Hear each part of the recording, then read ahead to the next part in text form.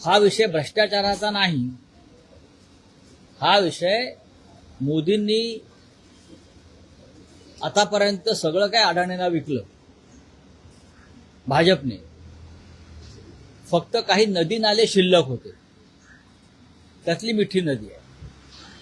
तर मोदींनी जी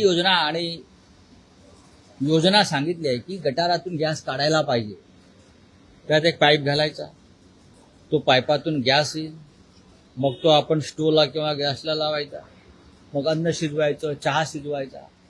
ही मोदींची जी योजना आहे ती मिठी नदीच्या माध्यमातून मोठ्या प्रमाणामध्ये साकार होऊ शकते. जिथे जिथे गटार आहेत त्या गटारांची किंमत आता वाढली आहे. आतापर्यंत मुंबईतल्या रिअल इस्टेटची किंमत वाढत होती, पण मोदींच्या कृपेनं आता नदी नाले गटार बरं का ड्रेनेज यांची किंमत वाढली आहे असा प्रधानमंत्री जगात झाला नाही. गटारांनाही किंमत आली.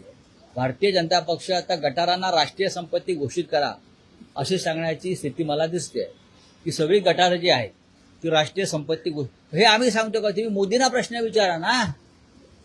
ही मोदींची योजना आहे, आम्ही मोदींच्या योजनेला पाठिंबा देत आहोत. हो, भाजपला का वाईट वाटतंय? भाजप मोदी विरोधी कधीपासून झाली? भाजपनी मोदींच्या विरुद्ध भूमिका घेऊ नये, लक्षात घ्या. आम्ही जी भूमिका मांडतोय गटार बचाव आणि गटार राष्ट्रीय संपत्ती, खरं म्हणजे ताबडतोब देवेंद्र फडणवीस यांनी ONGC कार्यालयात जाऊन तिकडल्या चेअरमनना भेटून बैठक घेतली पाहिजे आणि मिठी नदी ताब्यात घेतली पाहिजे.